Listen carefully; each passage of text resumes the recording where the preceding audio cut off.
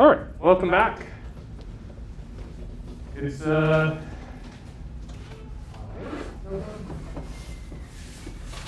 little smaller class today. Hope you're not scared away by me.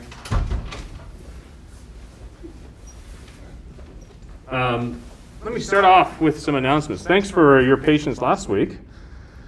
With no class, I had this meeting from. It's frustrating. I'm helped host a meeting and conference. If anybody have the chance to do that, run. Don't do it. It's not worth your time. But so no formative assessment this week. We'll just jump in. Sound good? Didn't have anything to talk about. Second, you probably know project part 1's due tomorrow. Anybody want to talk about or any questions about that before we move on? Take that as a no. Anybody have anything they want to talk about? You remember what Bayes is all about? Posterior distribution. There we go, that's it. I graded your homework on the way out. I hope you saw your grade. You should have an upload of the file. Many of you did everything the way I expected it, didn't have any problems, and there was a little note in there. It was fine. So homework 2's up there. And then Friday, we're going to have an observer in class. Ariel Aloe is going to be here. Turns out, even though I'm 3 years and 9 months into my career here at Iowa, every 5 years we're supposed to be reviewed.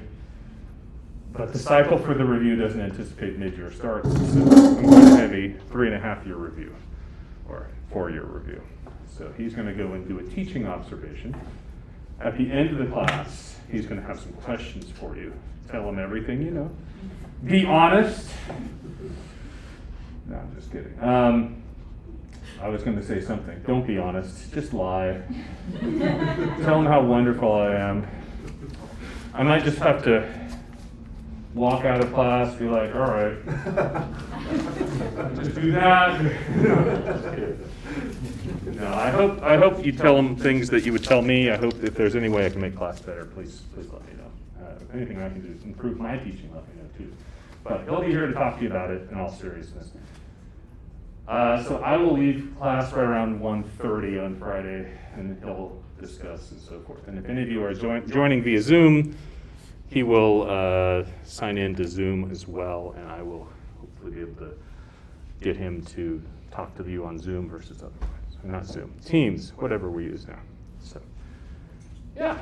With the comments for homework 2, would it just be at the end of the document? Should be at the beginning. There's usually not a lot.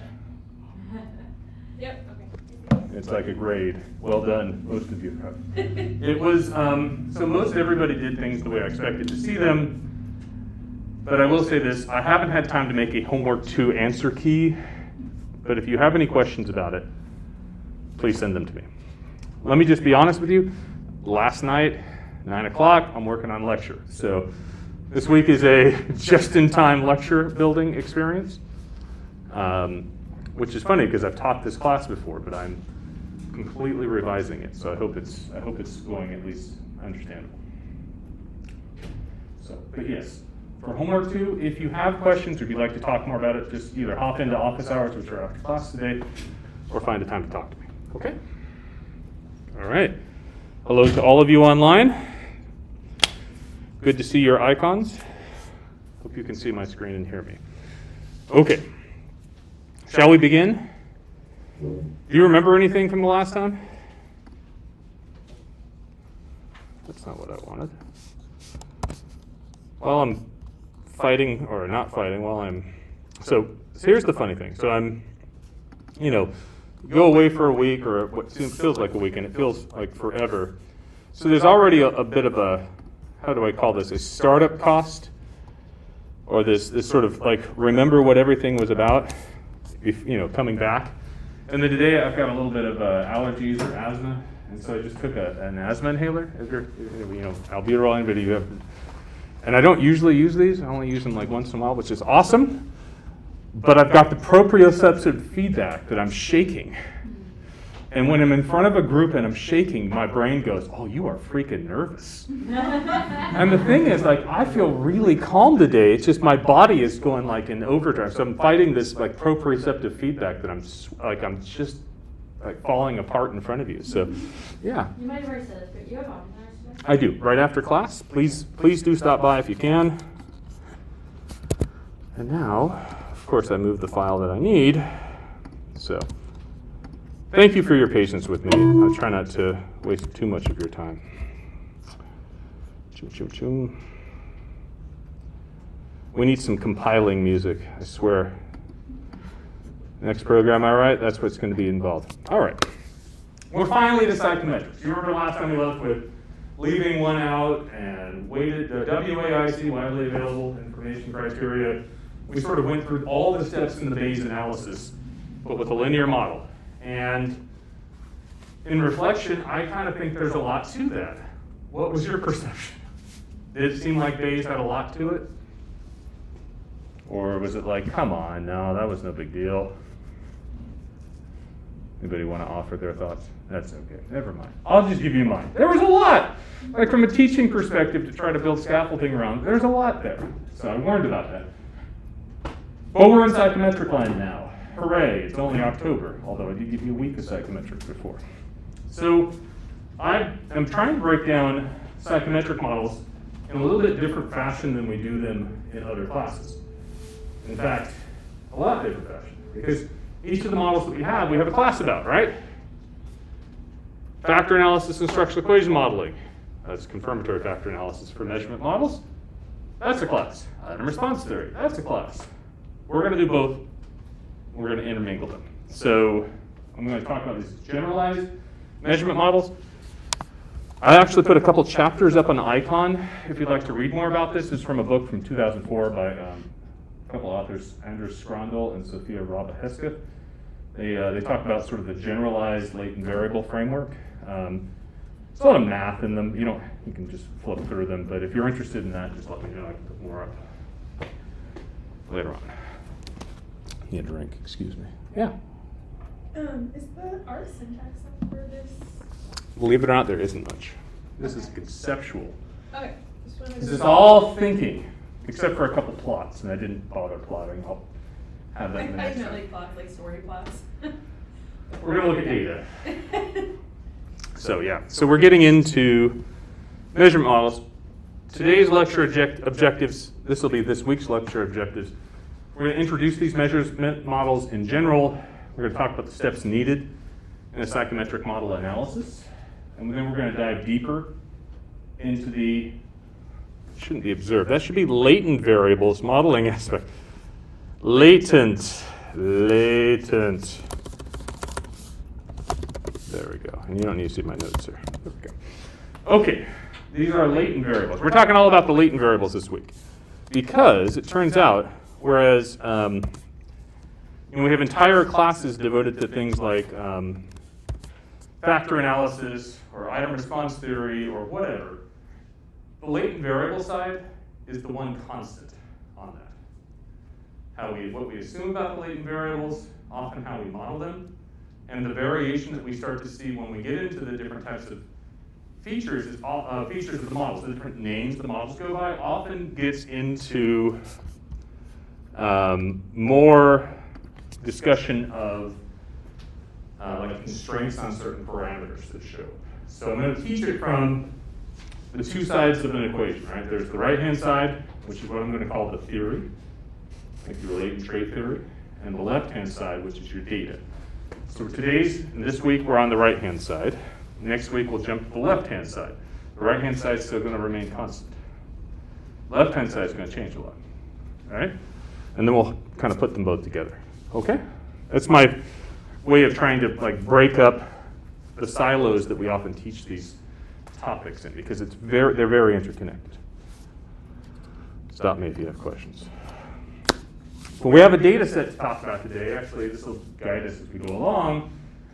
I had the great, I don't know if it's pleasure, misfortune, fortune. I flew out to Monterey, California last week through Denver I haven't flown to Denver in a while. I usually fly Delta. I was on United, blah, blah, blah. Anyway, and it reminded me of the time when I was giving a workshop at University of Colorado Boulder on a response theory. Actually, that time was actually multi-level models, along blah, blah, blah. But I was talking about the Denver airport. Have any of you ever heard any conspiracy theories about the Denver airport? Do you want to see some? How many of you like a good conspiracy theory? Or a bad one?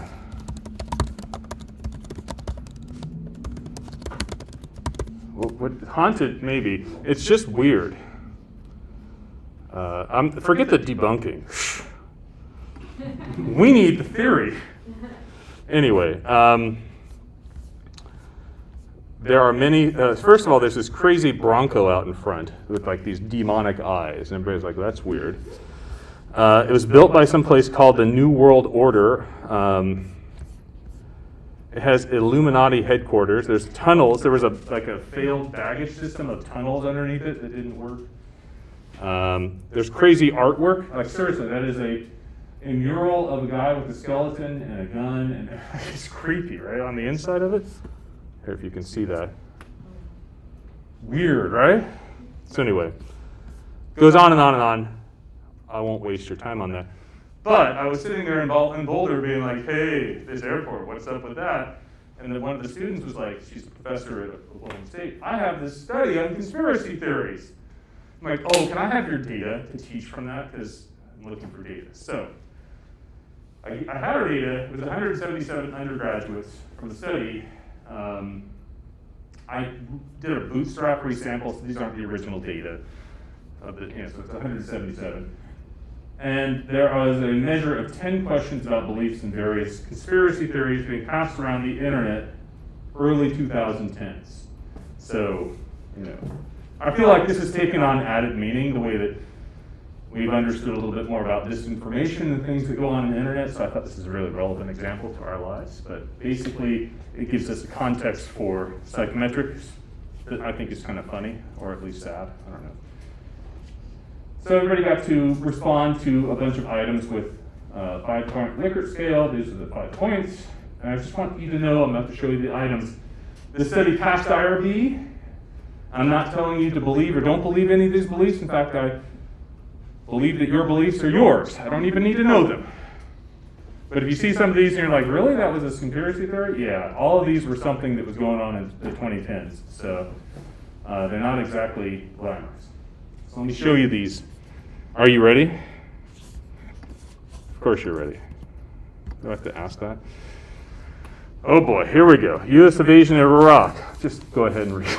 Certain U.S. government officials planned the September 11th attacks. Barack Obama's birth certificate. Current financial crisis. That was the Great Recession. That was back then. This one's a favorite. Have you ever heard of chemtrails before? Like the contrails that come from airplanes are laced with chemicals that control all of our minds. By the way, as a joke, I was hanging out with my sister around this time. This happened, and she left her phone unlocked and Facebook open. So I posted a link. I just saw this about chemtrails. I can't believe it. And then all of her friends were chiming in. Yeah, seriously, like being serious. It was. I thought anyway. Never mind. So all this stuff. It's a typical survey, right? You've probably seen many of these before. I don't even want to give a lot of these credit because they're just somewhat reviling to me. Is that the right word? It makes me kind of feel bad, but I thought this is at least something to get our attention going. How's that sound? Yeah. I like this one. The U.S. government is mandating the switch to compact fluorescent light bulbs, which are no longer a thing, because lights make people more obedient and easier to control. Yeah, totally. I didn't hear that one before. But, by the way, if you were given this survey, would you answer honestly? Or would you be like, yeah, I'm totally just going to subscribe to all these just because I'm going to mess with your data? It's kind of a joke, but here's the data. Here's the R code I was telling you about. The red category is a response to strongly disagree. So hopefully this restores some of your faith that not all the undergraduates, particularly, by the way, if I was an undergraduate, would agree with this. The green category is a response to strongly agree. So hopefully this restores some of your faith that not all the undergraduates, particularly, by the way, if I was an undergraduate, would agree with this. The undergraduate Jonathan would have been like, yeah, this is funny. I'm going to mess up your data. Like item 1 here, by the way, item 1 was invasion of Iraq was driven by oil. It actually had more people had the disagree with it, not strongly disagree, but most of the items that strongly disagree is their modal response. And I put that out there for you because I want you to think. If you were not in a class on Bayesian psychometrics, and someone said, I collected these data, better yet, you were hired by this professor at this Midwestern university to analyze these data, how would you analyze it? What type of model family would you use for it? I don't even have any research questions, do I? Factor analysis, no? Factor analysis, right? Some type of factor analysis.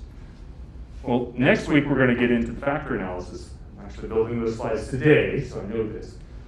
But the factor analysis assumes the factors are normal, assumes the residual variance is normal, and it looks like very much like a linear regression, which means the data have to be normal. And these data, first of all, have 5 categories. 5 categories can't be normal, just conceptually, because they're not continuous, right? But let's just go for a second and say, well, there's normal approximations to things, right? We can approximate many distributions with normal, maybe there's something close enough. Well, the other thing you want to see in a normal distribution is that it's not skewed in any way, that it's symmetric. Now you have to sort of flip this graph sideways to look at the skewness, but every one of these questions is skewed in some way, and some even have some weird flip of the number of people in each category, like option 5 here on the last question, item 10, versus option 4. So not only is it skewed, that's not exactly bimodal, but it sort of gets to a tail and then comes back up again, right? So it's almost like there's multiple components to it. So I say that because these data most likely aren't normal. So I want you to think about these. This will sort of guide our data example. I had used the satisfaction with life scale back when I started class, but then I thought, we're all satisfied with life. Let's just talk some conspiracies, right? Anyway, maybe psychometrics is a conspiracy. Have you ever thought about that?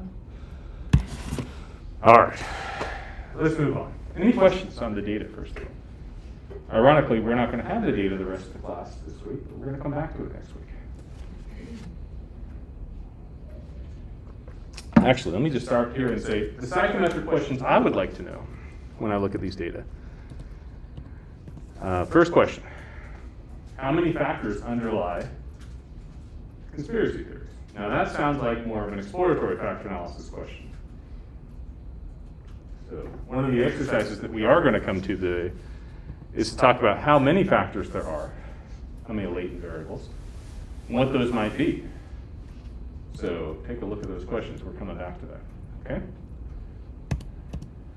All right, so let's talk about building measurement models. So that question, how many factors there are, is one of the questions we try to answer with the measurement model. What are some of the other questions we want to know? Which items seem to be functioning well? Which items are good indicators of those factors? We may want to know whether the model fits whatever we believe the factor structure to be. We may want to know if there's differences in types of people with respect to the way the items function, measurement and variance, differential item functioning. Right? There's all sorts of things that when a survey is created, we want to know psychometrically, and the measurement model is sort of our way of trying to answer that the best we can, at least the way I see the world. So here are the steps, my steps. So here's what I'm building, and I'm proposing as a set of steps for measurement model analysis. You have to specify a model first. Now, by specifying a model, we're going to get into that a little bit more. But remember what I defined a model to be when we started class. It's not just a set of predictors. It's assumptions about the distribution of the variables and so forth as well, too.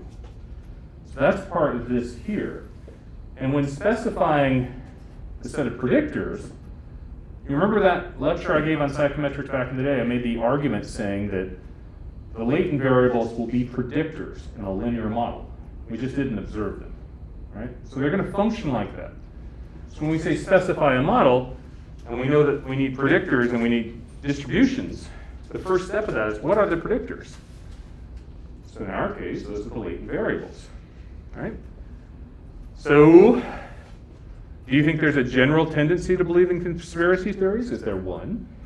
Or is there a tendency to believe in theories that are generated by the government versus by non-government? Something like that. You have to sort of hypothesize this, but that's part of the model specification.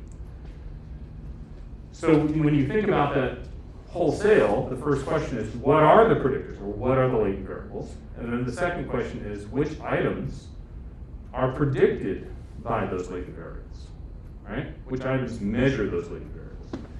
So specifying the model it's two words. It's step number one, but it's much more comprehensive than that. Might even be the hardest part of what we do. And we're sort of doing it backwards here. The model specification is usually something I like to do when you're building the items, not after the items are set in front of you and you're trying to guess, right? Because you have a rationale for why you're building the items in the first place. At least most people do. Although, to be fair, I've worked with some studies where you're like, really, did you just grab items at random from anything? Anyway, all right. So we specify our model, and then we specify what I call the scale identification method. What is our scale for these latent variables? Latent variables don't exist. We have to give each of them a mean and standard deviation. That's what scale means. So what's its location, how much variability there is. Then the third part is the part that's we've been working on just to get to this point, which is how do we estimate these models in days, because this is a days class. And then after we're done estimating the model, we have to check whether the model fits the data. Right? So if you want to link steps 1 and 4, step 1 is like a hypothesis, although we're not in a formal hypothesis testing like statistical sense. But it's your conjecture on how the data work. Step 4 is trying to falsify. Right? And here's the bad thing about examining model data fit psychometrics, right? You specify the latent variables, you specify which items they go on to, and then if it works, it's like proving a null hypothesis, right? The data fit the model. Congratulations. But if it doesn't work, all right, it didn't work. Now what do you do? So oftentimes people will iterate between steps 1 and 4 until they get some measure of adequate model fit.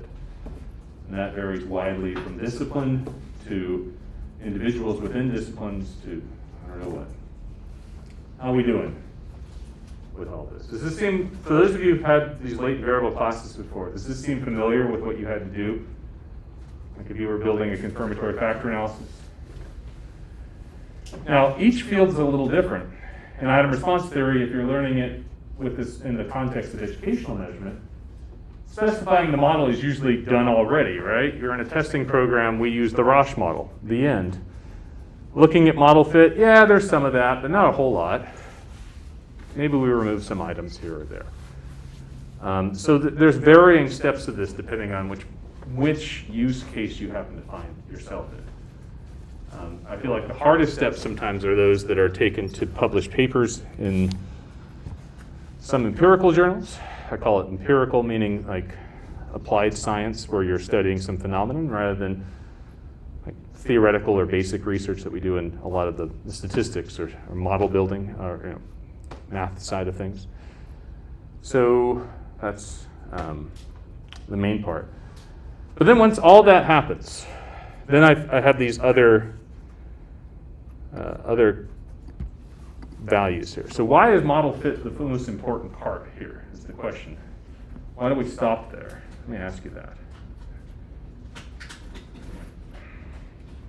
I'm going to give you an answer. If model doesn't fit the data well, then what you believe the latent variables are may not truly be them. Or if they are them, they may be biased in one way or another. And then, moreover, the other model parameters that you have, the item parameters we talked about in psychometrics, may also be biased. So pretty much everything you'd conclude about a person or an item may be wrong if the model doesn't fit the data, which is why steps 1 through 5 show up before we do anything else with anything else. Right? Yeah.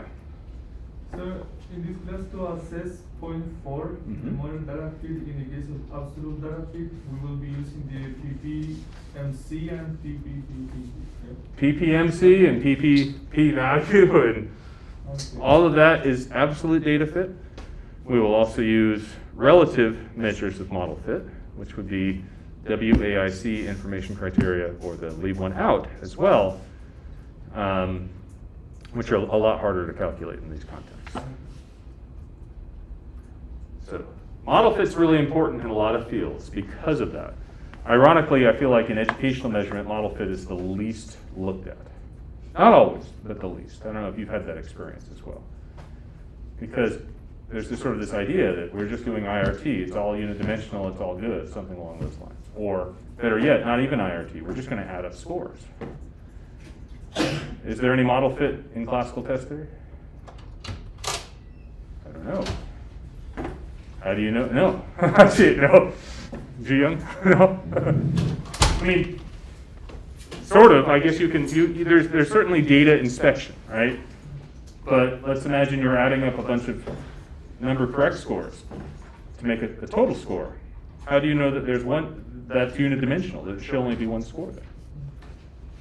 You have to do something else, and because there's not really an underlying model to it, although in some places there are more like models. That's hard to do. So anyway, so I go overboard on model fit. How many of you have had to try to publish articles before, where people have discussed model fit?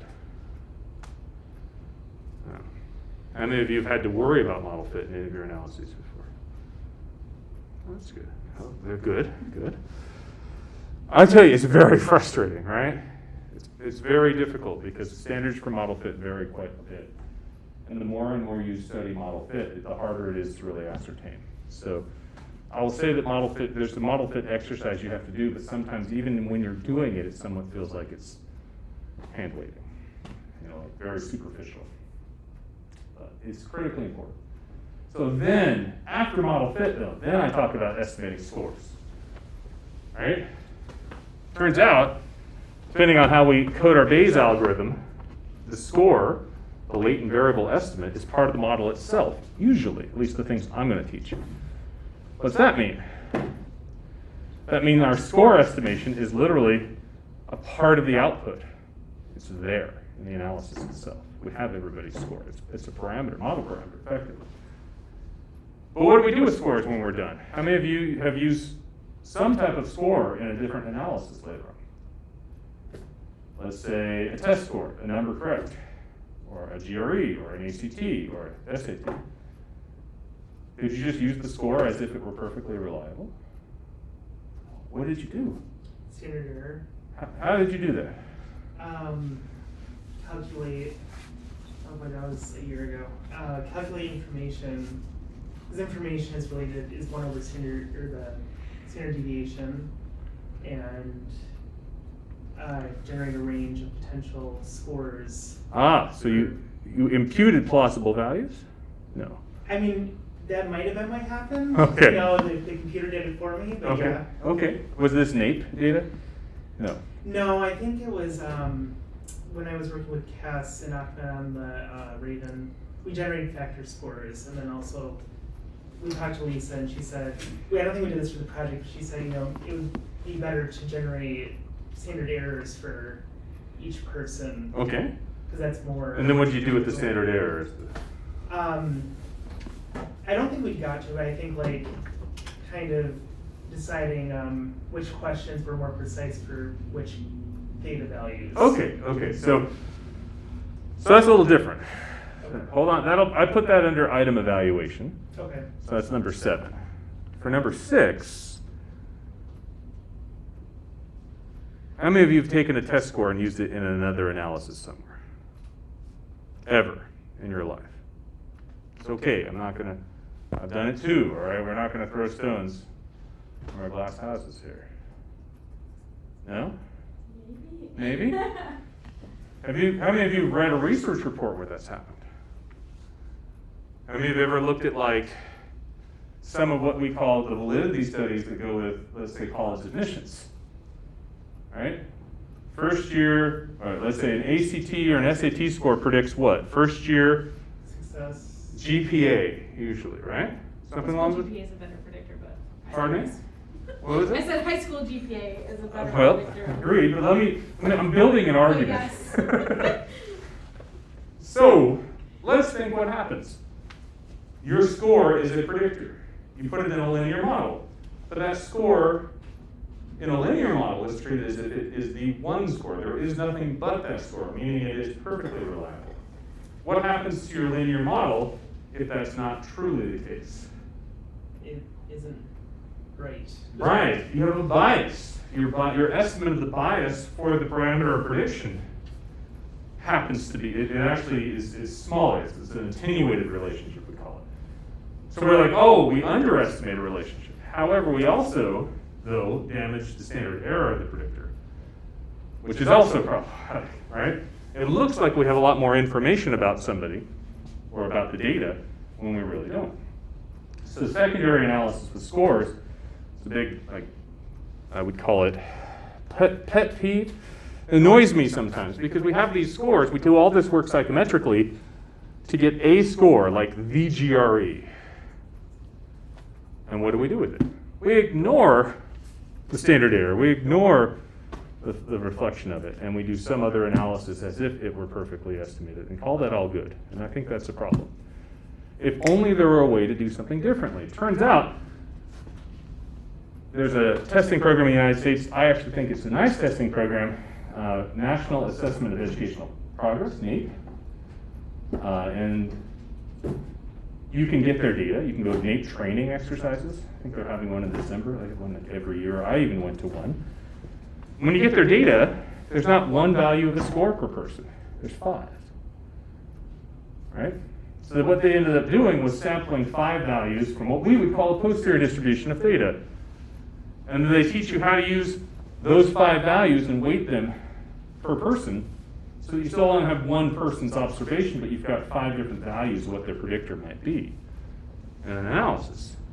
Yeah. Why not just do Bayesian? Thank you. So that's where I'm getting Seems to. like a lot of work. Well, if you realize at the time, there's a paper that I cite on it, I think it's 1992. Bob Mislevy, I think is one of the authors. Computing was very different in 1992 than it is now. Right? Stan doesn't take very long. Stan would never have run in 1992. It's very easy to get a pile of values. Our posterior distribution, for once we have a Markov chain that's converged, is like that. It's all the plausible values. So we could use the posterior distribution in secondary analysis if we wanted to as well. So it's data pooling that we end up thinking about as well. Anyway. Item evaluation, let's go to the next one. That's where you want to see how well an item works, how well it relates to the latent variable, where it might be most informative. I'm going to wedge a little thought in your brain about information real quick. How many of you learned about item information or test information before? Okay, a little bit at least. So if those of you haven't, we summarize how much certainty there is in a test based on something called an information function, and that certainty about the latent variable itself. But here's the thing about information. Do you remember how you form it?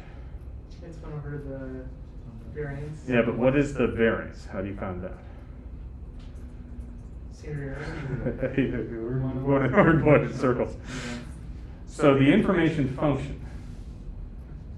To find the information function, first of all, you need the likelihood function based on the latent variable. So again, this is in a frequentist framework. The likelihood function is what we would call our model data likelihood. So it's the same core idea. Now remember what happens in likelihood-based statistics though. If we will take the maximum of that function, the value of theta, let's call it, that maximizes that likelihood, then the information happens for that maximum value. If we want to determine the curvature or the likelihood at that point, we have to take the second derivative with respect to theta of that likelihood function. Right? There's two weird things about that don't really nicely fit into what we're doing in this class. Number one, our posterior distribution for the latent variable is not based on a maximum. We're sampling it, right? So what we define as information is good for the maximum point, right? How much variation around the maximum is. So you see there's a little bit of a difference there, right? So how we look at item evaluation in days is going to be slightly different. We can still calculate those quantities. They're much more difficult numerically to calculate. We could approximate them with what we know to be information functions from regular psychometrics. But remember, in your mind, why it is we take that second derivative is because we're taking the maximum value of a likelihood function. And in days, we're not after that. That's like the mode. We're not after that. We're looking for the whole posterior distribution itself. So how do we characterize it? It's going to be a little bit different. How we characterize items, a little bit different too. There's a whole lot going on here. Anyway, am I scaring you or exciting you? Adding more thought to it.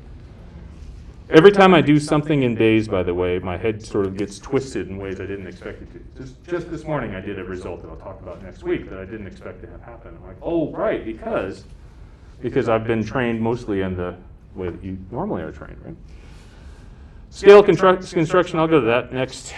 Once we figure out which items work well, sometimes we want scales that measure more accurately in different places. We'll think about that as well. We may have needs to equate scores. I hear there's an equating class currently on. That's good. So those methods. And then maybe we need to evaluate measurement invariance or differential item function. I hesitate with number 10 because sometimes I feel like that might be something with model data fit as well, but we'll go from there. Anyway, those are our steps. We're going to come back to those over and over again. But most of it we're going to be spending on this part right here, but I will sprinkle in some of the others as we go forward too. How are we doing? Questions? All right, remember this path diagram? Model specification? This is one latent variable, sometimes represented with a circle. That latent variable is predicting 5 observed variables. That is what this is trying to represent. But really, if we try to boil it down, if we took one of those arrows and just sort of blew it up in a general sense, this is what I want you to think of. We've got something representing our theory and something representing our data, right? And by a theory, the theory of what? That is our latent trait. That is why we put items on a test or a questionnaire itself. So for this conspiracy theory data, for right now, what we can say is a person's tendency to believe in conspiracy theories, a single dimension. That may or may not be true, but that's hypothesizing, right? So what does that tell us? What does this sort of schematic inform us to be? It's telling us that as a person's tendency to believe conspiracies. Now, if we can quantify that, we're going to quantify that tendency to believe in conspiracies. That is going to predict how they respond on their data, what their data looks like. That's what this is telling us, right? Does that remember? Seem to be okay? So again, boiling that down, theory is a latent variable. I call latent variables like our theoretical constructs because they don't exist. They are all formed. So that is where the theory really exists to be, right? And depending on which field you're in, there can be a heck of a lot of studies done to figure out the theory. I mean, if you look at some of the personality psychology literature over the last 100 years, I mean, some of the battles. Any of you name of any psychological traits that relate to, that are personality traits? Have you heard of any of those? Like the big, Big Five? Machiavellianism. Oh, there's one, yeah. And I'd start with something called the Big Five, right? What is it? Oh, neuroticism, extroversion. Oh my goodness, I don't know what that. What's it? Openness to experience, yeah. Conscientiousness. Conscientiousness, that's one, yeah. Extroversion, yeah, I think I have that. Well, whatever they are. Why am I saying that? Because a ton of work was done to try to see if there were features of people that sort of related to how they would respond to questionnaire items, right? The same thing goes with, Big Five was sort of a later version of it. We had other personality theories. There was Cattell's 16PF, that was an old one like the 1950s, and all sorts of things. But just in your head, there's a tendency, particularly in educational measurement programs, because we're measuring one construct, and it's usually something about achievement, that side gets forgotten. Don't forget it, right? Because the more specific you get in education, the more you'll need this. For instance, I gave a presentation at National Council on Measurement and Education, I think it was 2011, and one of the comments were, well, we know all these educational things are unidimensional. It's like, really? Do we know that? Have you studied the theory on that? Because I've worked on building some assessments that were multidimensional, and that's really difficult. Or some of the things I know some of you in my lab are talking about, which is dimensionality a feature of a person more than it is an assessment? Does it reflect where they are in learning, right? So this part right here, I feel like if we talk about our measures, not everyone, and certainly not everybody, but when it comes to when we're training you to be part of an industry to do large-scale assessment, I feel like theory part gets forgotten about a lot. Although it shouldn't be, and then probably a lot of people actually recognize it, just when it gets put into use, it's like very benign, right? So, all right, so that's theory, right? That's the latent variable, it's the construct. What about the data, right? What's the data look like? Do we always have to have the same type of items? Not at all. What's the most prominent type of items that we attend to? What are some of the most prominent types of data that we tend to see? Dichotomous items. So people, if it's an achievement test or a cognitive test, if we score an item correct versus incorrect. Like, I hate to see what the correct answer is for what flavor of ice cream is your favorite. Strawberry. That's wrong. All right? But, point being, polytomous. That's 0, 1, 2, for instance, or whatever. Put a number to the categories, right? What else? I mean, it could be on a scale of 0 to 100. Could be a scale, like a slider bar. Mm-hmm. Yeah? Yeah. How's this Likert data fall? Where's that fit? Categorical of some sort. Yet factor analysis doesn't assume categorical data, though. So arguably, actually, I got another one. I had a study, I'm random part of it right now, where we had a bunch of correct, incorrect items. They were about, we were assessing math teachers. And the theory on that one was sort of, there's some knowledge about mathematics you need, we'll call that content knowledge. But then to be a good teacher, you not only need that knowledge about mathematics, you need what we call pedagogical content knowledge, how to teach the mathematics, right? And there was one item, we had a bunch of correct, incorrect items, and then we got to one item that was effectively, they had to solve for a distance on a chart, and we quantified it to be the distance from the correct answer, the absolute distance. Like we'd measure it, like in centimeters. Is that an unfolding model? No, because that was an item. Oh, okay. Yeah. We'll get to unfolding. I don't know that we'll have time for unfolding. Unfolding is basically the idea that as the ability or as the trait level goes up, the response function is not monotone in the increase. Okay. Right? So you can get to a certain, what we call ideal point, where you have the most likely chance of responding in a certain way, and then it decreases as you go further. But that item had a distance, and it was a physical distance that we were quantifying based on centimeters away from where the right spot to the mark was. How do we handle that? How would you handle that? What type of analysis would you think about for it? Continuous. It's clearly continuous. It's bounded. What's that? It's bounded, potentially bounded. Yeah, you probably get too far away, although most places were on the lines, so yeah. So yeah, point being, the type of data you have, let me ask this. What about some of the newer, what we call technology-enhanced items that you see, particularly in education? You know what I'm talking about with these?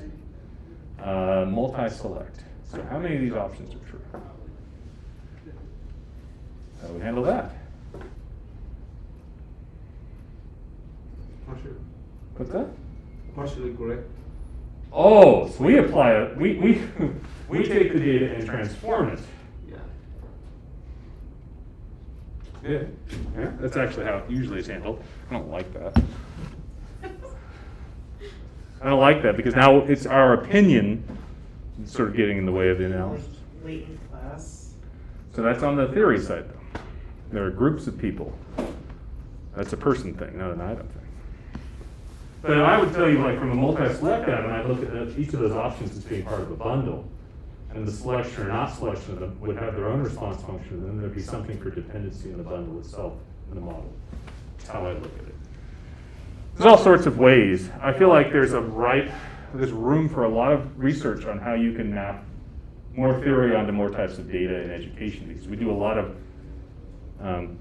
Ahmed, for a lack of a better term, rubric scoring. We'll take a look at the response in a technology-enhanced item, apply that to some rubric that boils something potentially with a lot of information down to 0, 1, 2, 0, 1, 2, 3, something like that. So we potentially lose a lot of information with this. What about response time? Ever model that? You've seen models for response time these days too, right? That's data. There's theory predicting it too. Usually how fast the person is or something along those lines, right? That shows up in analysis too. What I'm trying to get at is to break your mold of like any type of analysis and to think broadly about, we're going to define variables and we're going to look at distributions. And what we have been working on in this class is the core with each of these is to think about the range of each of the pieces of data that we're defining. Right? What's the range of our latent variables? What's the range of our items? How do we put those together to build things? And by the way, if you talk about all this with, well, never mind, I'll leave it. All right, so the theory side of latent variables. We have random effects. We have latent variables. We have other effects that's needed by a model, right? We might need random effects, right? So for instance, actually a Tesla effect potentially is a type of random effects. Where have you heard random effects? How many of you have taken a multi-level class or a mixed model class? Many of you have. Right? Turns out that random effect is a latent characteristic of a person or a group. Right?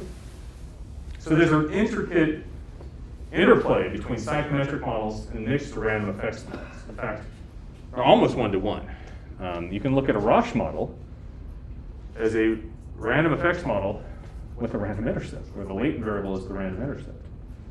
So what it's doing is effectively shifting the probability of a correct response for an item based on a person's characteristic themselves. Right? Tesla effects and random effects help combine to build psychometric models to account for dependencies. And when you take a multi-level model course, when we talk about students nested within classrooms, one of the things we first worry about, what do we call it? Inter-class correlation. Right? And we need to handle, I hate that word. That's like, when someone's talking about handling things, it's very like hand-wavy.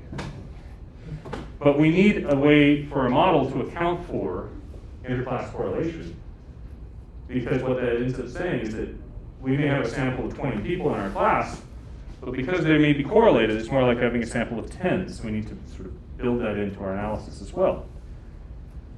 If we combine certain random effects with certain types of items, so for instance, the multi-select item I mentioned on the last slide, let's imagine there are 6 options, and 2 are correct. You can pick any of the 6.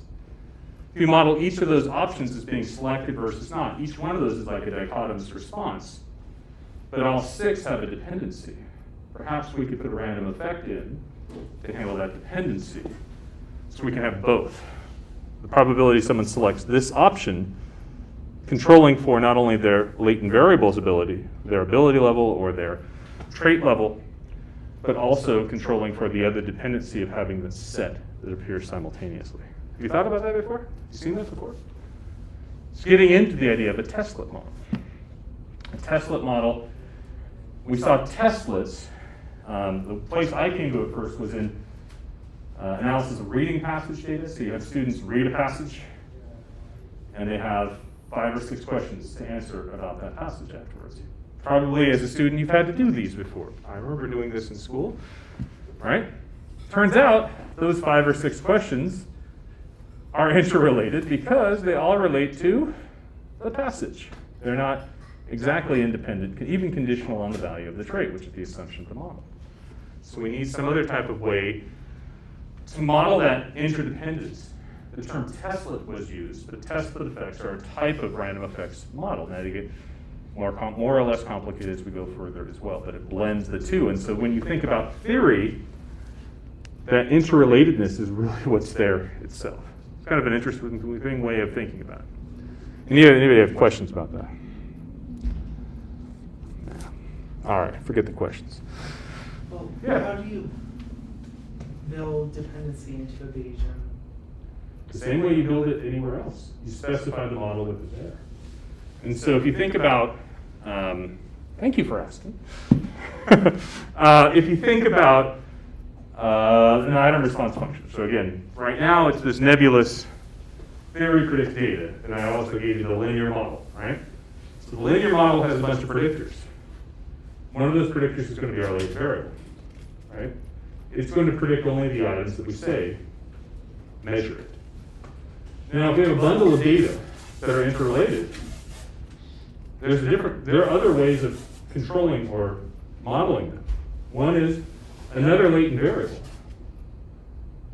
on those items themselves, because the latent variable will imply a covariance between them in some measure. Now, the latent variable may not have a slope, right? It may not have a regression weight multiplying it, like you would normally see in a linear model. That would be something like we would call a random intercept.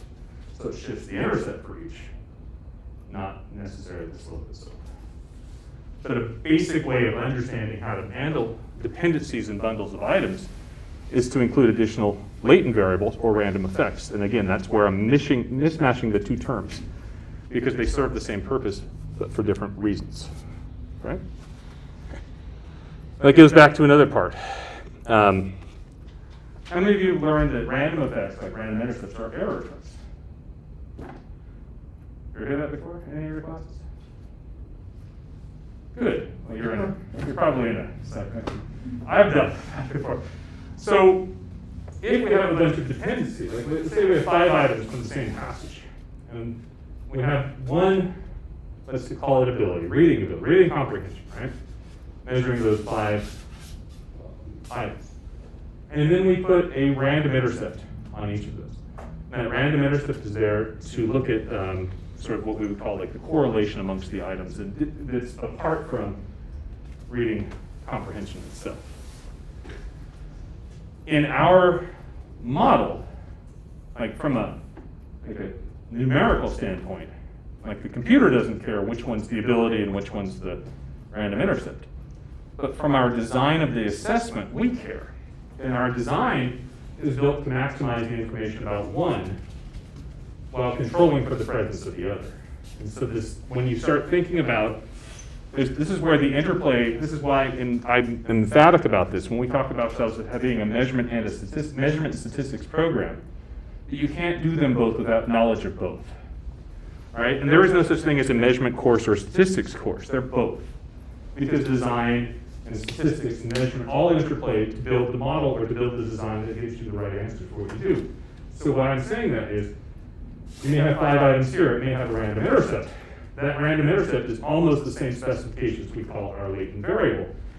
But our latent variable shows up on all the bundles of items, whereas each random intercept only goes for some. And that's what we would call a design issue. How do we build a design that controls for some dependency that we don't care about, while disentangling the dependency that we do care of. Because the latent variable is like a dependency, but it's a dependency with a person. Does that make sense? Kind of a crazy thought, but that's how I'm trying to build. I'm on a roll today, man. Yeah. So if you wanted to see if like a categorical variable impacts data, then it would be you'd have a latent variable that points. Yeah, you could do that. Yeah. Yeah, the same thing goes. I mean, this is just one version of a model.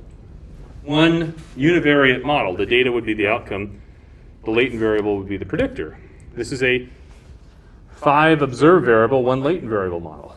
There's nothing to stop you from building models with other features as well, too, because each one of these has an implication of what that is.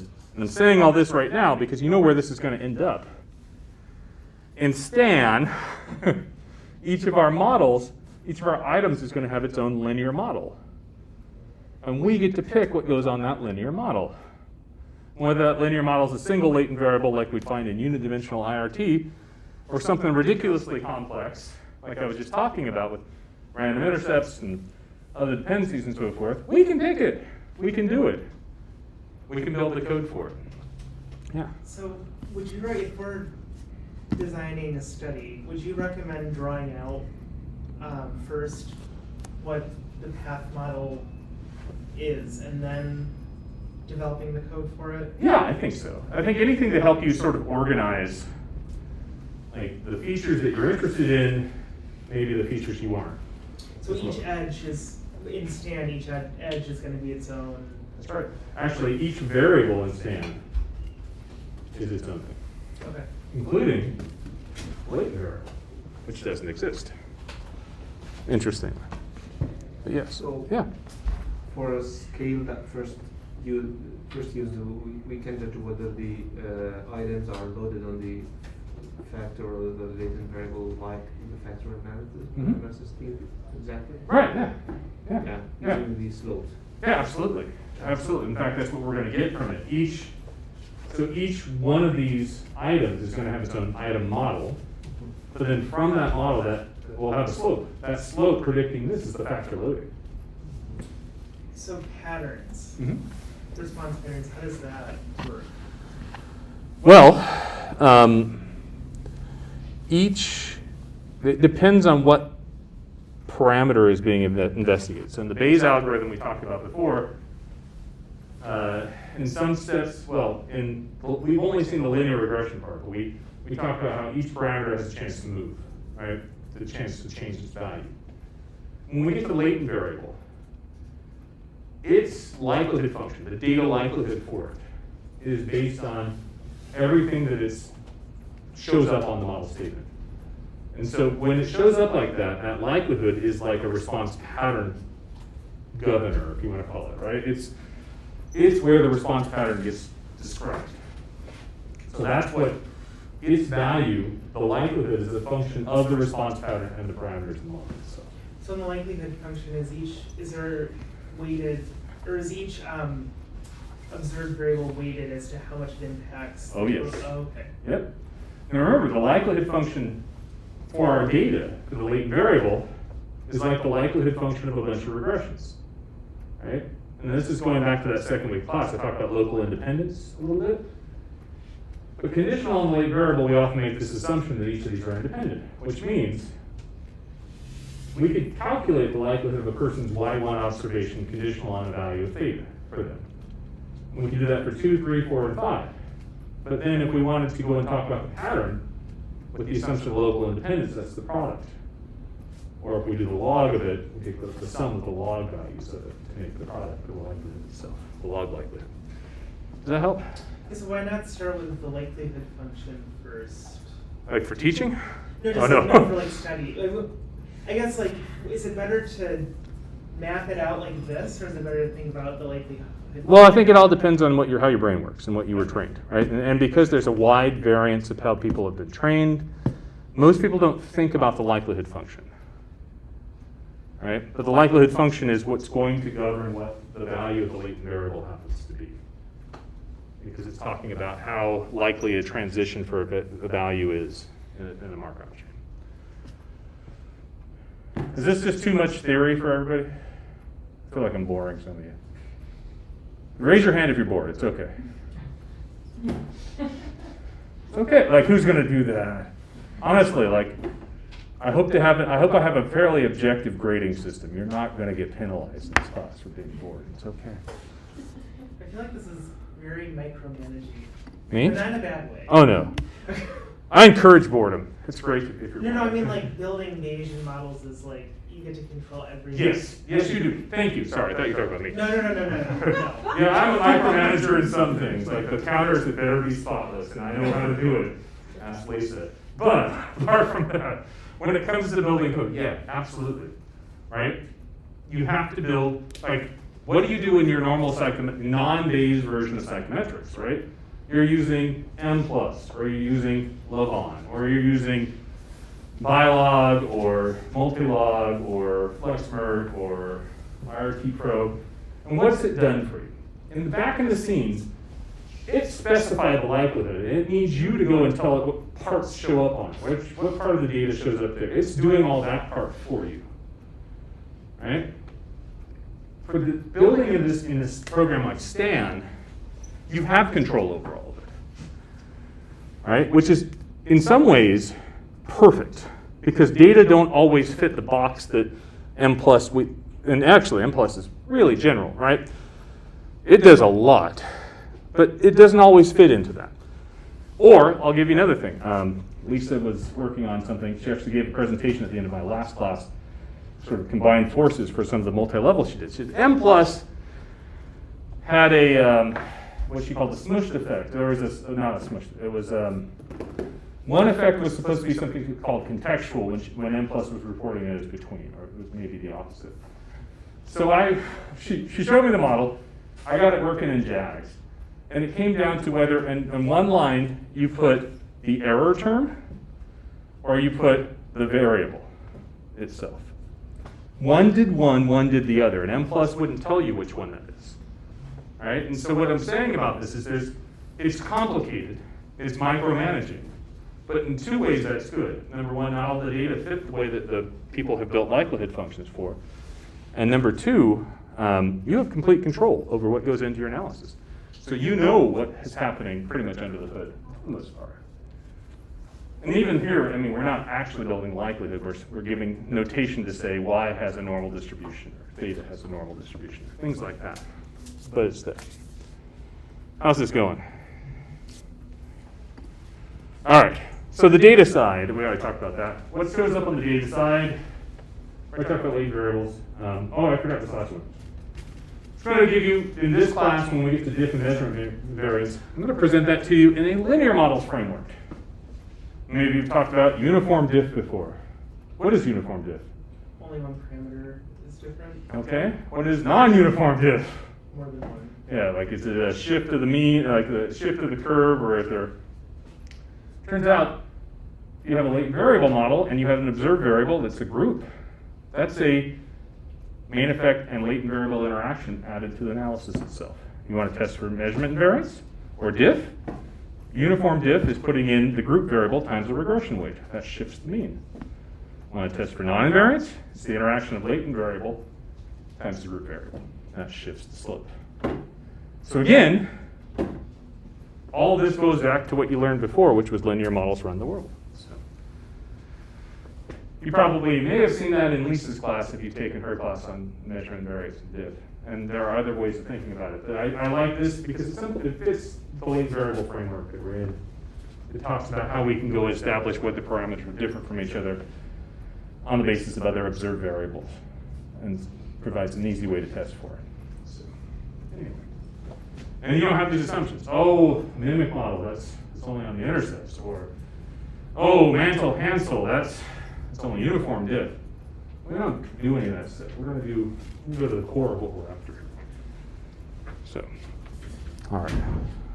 Finally, on the data side, left-hand side of the equation, we have our outcome, or more specifically, a function applied to one or more statistics of the outcome.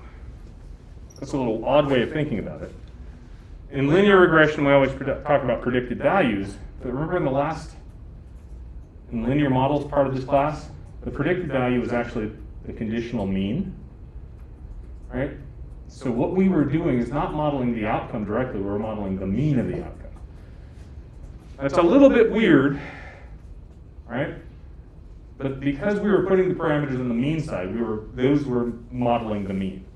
And the function that we applied to it was a very stupid one called the identity. It's 1 times the entire set, right? The last slide, the cliffhanger. You remember what I did at the end? I put those regression weights and I predicted the residual variance or residual standard deviation, right? But I had to put a log on the standard deviation to make that work. That was a different statistic of the outcome there. I'm so sorry for interruption. I think I left my AirPods here. We'll be done in about 10 minutes. You can Okay. take a look at it then. Okay. Thank you. So, if anybody sees it, just put it on the table, please. Let's get to a good part. Sorry. Do you see what I'm saying, though? I mean, at the end, I was like, let me blow your head up a little bit, right? It was more about the context of heterogeneity of variance, right? We could actually model it, but that was yet another version of a different statistic. The statistic of the outcome there was the standard deviation. And we modeled it as a function, the log of the standard deviation was modeled as it. Right? So what we're doing in this process is we're saying, oh, we've got a bunch of outcomes. Normally we model the mean of the outcome, and that's about it. And that's fine. That's sufficient for a lot of what we do. We have to give that an assumed distribution, right? Give the outcome itself an assumed distribution. And we may need a link function, right? In the case of that last analysis I did, on the mean side we have a link function of the identity, and on the variance side we have a link function of the log. In psychometric terms, factor analysis is modeling the mean of the data with an identity link function as a series of the latent variable, and it ignores residual variance. We call that unique variance. In item response theory, we're measuring the mean of a related variable when we apply a log odds link function to it. Right? And the same thing goes on. So this is the generalized part of the modeling paradigm. The idea that we have different types of data or different functions of different types of data that are imputing and importing what we do in our analysis. And why are we modeling functions of each of those? Why are we talking about mean and standard deviation? Because even though in Stan we have y tilde normal, like is our, what's happening is that normal distribution itself, remember the distribution of the PDF, has a spot for the mean. Stan goes and takes whatever's in the mean part and puts it there, right? It puts whatever's in the variance part where the variance goes. And it calculates the height of the density based on those, conditional on those values and parameters that we put in there. And for every one of our distributions, there's usually a spot for the mean, or if it's not the mean, it's some other combination of parameters, right? The gamma distribution and some of the betas, we specify parameters that aren't the means sometimes, right? So if you think about what we're doing in an abstract sense, in a broad sense, what's that mean to us, right? For any type of data you have, there's some distribution with some link function that will model it, and then we could add different types of latent variables or random effects to deal with other dependencies or other things that are there. And we put that all together, and we can control for the parts that cause our latent variable estimates to be biased if we're interested in measurement, or our parameter estimates to be biased if we're interested in simultaneous analysis. So that's why the whole framework shows up. But this is like everything you'll ever learn in the program, at least when I was in grad school. So, all right, 5 minutes. Any other questions? I feel like everything got simplified but complicated at the same time. It's super complicated. It's fun though. So it's just random intercepts, random slopes, and We hardly have random slopes, although we could. But. All right. Here's an example. Some example. Let's take one item and one latent variable. I put a function of the mean of y conditional on the latent variable. It's equal to what I had started with the factor analysis before. An item intercept, ui, plus a factor loading times the latent variable. Sometimes we call it the factor loading discrimination, sometimes we call it a slope. But all of this is modeling the expected value of y conditional on the trait. All right?